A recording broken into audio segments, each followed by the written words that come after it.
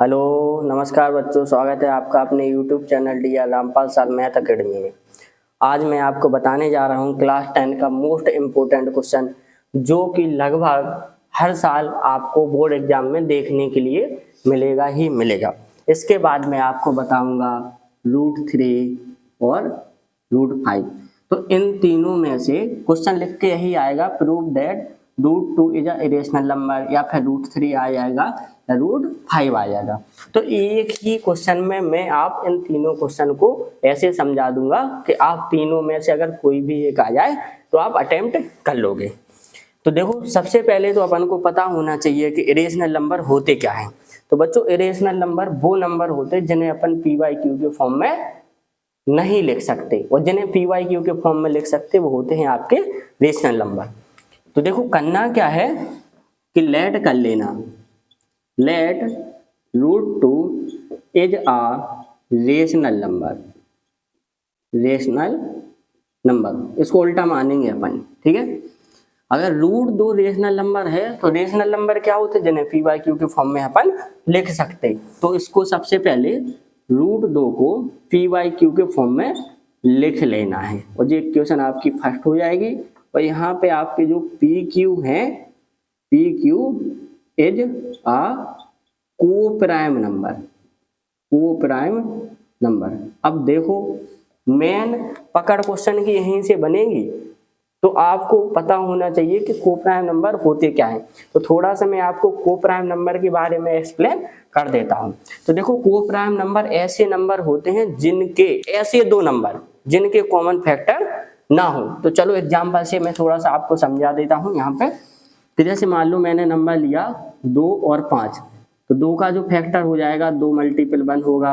अब 1 को छोड़ो, यहाँ पे 2 होगा, और 5 का क्या हो जाएगा, 5 की पावर 1, 2 का 2 की पावर 1। तो यहाँ कॉमन फैक्टर नहीं आ रहे, तो 2 और 5 आपका को प्राइम नंबर है।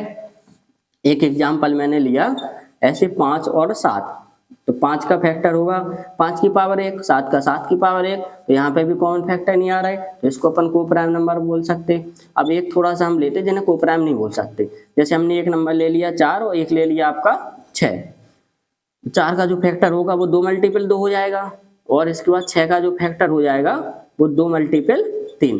तो यहाँ पे हमें क्या देखने के लिए मिला कि 4 और 6 का कॉमन फैक्टर मिल रहा, मतलब 2 कॉमन फैक्टर है, इसलिए इसको को प्राइम नंबर नहीं बोल सकते। एक एग्जांपल और लेते जिन्हें को प्राइम नहीं बोल सकते।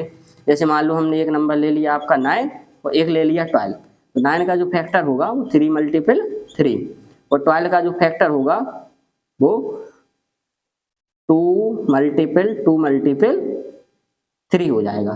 तो यहाँ पे देखो, कॉमन फैक्टर अपन को क्या मिल गया, 3 मिल गया। इसको अपन इसलिए इन दोनों नंबर को प्राइम नंबर नहीं बोल सकते। तो मेरे हिसाब से आपको को प्राइम नंबर के बारे में समझ में आ गया होगा कि किन्हें को प्राइम नंबर बोलना है, किन्हें को प्राइम नंबर नहीं बोलना है। तो इस बात को हम साफ कर देते और इसके बाद अपने क्वेश्चन की ओर आगे बढ़ते हैं।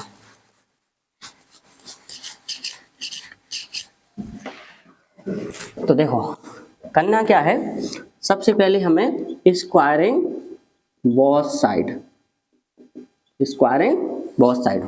तो √2 का स्क्वायर P/Q का स्क्वायर किया, तो स्क्वायर से यहाँ पे रूट हट जाएगा, तो बचा 2, तो यहाँ पे आ जाएगा P²/Q²। अब Q² को यहाँ ले जाओ, 2 को यहाँ ले आओ, तो Q² बराबर हो जाएगा P²/2। अब यहाँ पे अपन को क्या समझ में आ रहा कि जो आपका P² है वो 2 से डिविजिबल है। तो हमें क्या पता चल रहा, अगर P का स्क्वायर 2 से विभाजित है तो P भी क्या हो जाएगा, 2 से विभाजित हो जाएगा। अब बस इस लाइन को आपको लिख देना है। तो लिखना कैसे है, here P² is divisible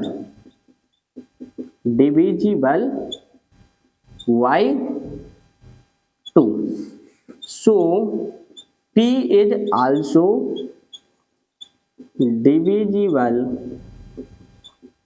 by 2। बेटा, लैंग्वेज आप अपने हिसाब से लिख सकते हैं, क्योंकि मैथ में ग्रामेटिकल मिस्टेक के नंबर नहीं कटते। जैसे एच की जगह एम लगा दो, आ लगा दो, इसके नंबर आपके नहीं कटेंगे। तो लैंग्वेज आप अपनी तरफ से ही लिखें।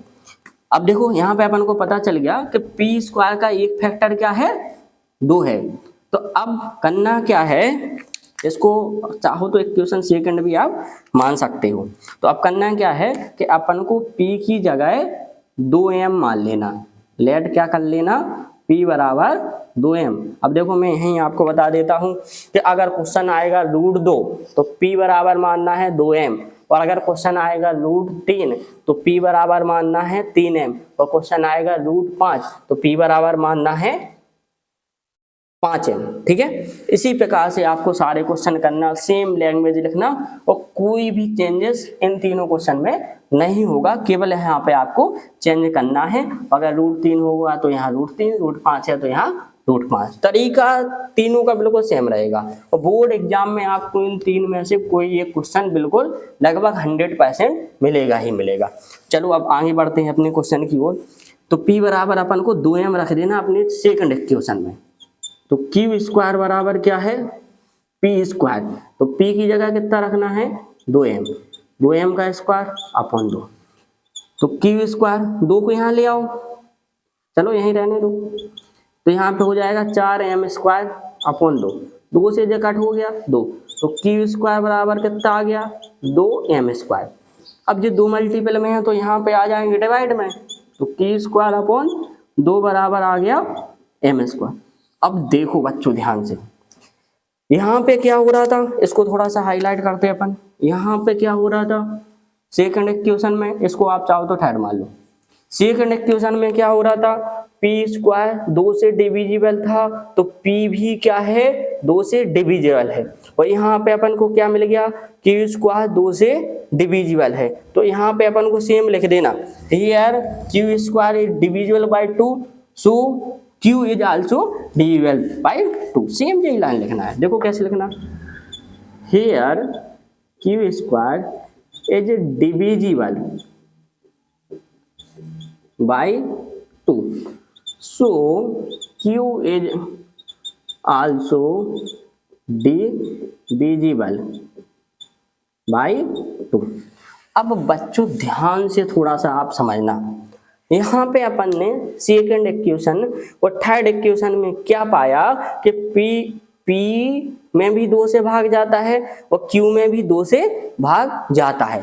मतलब यहाँ से जो आपका रिजल्ट निकल रहा, क्या रिजल्ट अपन को क्या रिजल्ट निकल रहा कि P और Q have common factor is 2। मतलब P का भी एक फैक्टर 2 है और Q का भी एक फैक्टर 2 है। और हमने आपको क्या समझाया था, हमने आपको बताया था कि अगर आपके कॉमन फैक्टर मिल गए किसी भी 2 नंबर के तो उन्हें अपन कोप्राइम नहीं बोल सकते। क्या नहीं बोल सकते, कोप्राइम नहीं बोल सकते। और कोप्राइम नंबर कौन से होते, जिनके कॉमन फैक्टर नहीं होते। और यहाँ पे हमें देखने के लिए मिल गया कि P और Q के क्या है, कॉमन फैक्टर 2 हैं। तो देखो जो हमने माना था P Q के यहाँ पे कोप्राइम और इनके कोप्राइम माना था, तो कॉमन फैक्टर नहीं मिलने चाहिए थे, लेकिन हमें P और Q के क्या मिल गए, कॉमन फैक्टर 2 मिल गया। इसलिए अपन इनको P Q को कोप्राइम नहीं बोल सकते, और जो हमने माना था वो क्या हो गया, गलत सिद्ध हो गया। तो यहाँ पे एक थोड़ी सी लाइन लिख देना है, P Q have common factor 2, so our assumption is wrong, so we can say √2 is not rational number. ठीक है, अब हम पहले ही से जानते हैं, क्या जानते हैं बच्चों, रियल नंबर के 2 पार्ट होते हैं, एक होता है रेशनल और एक होता है इरेशनल।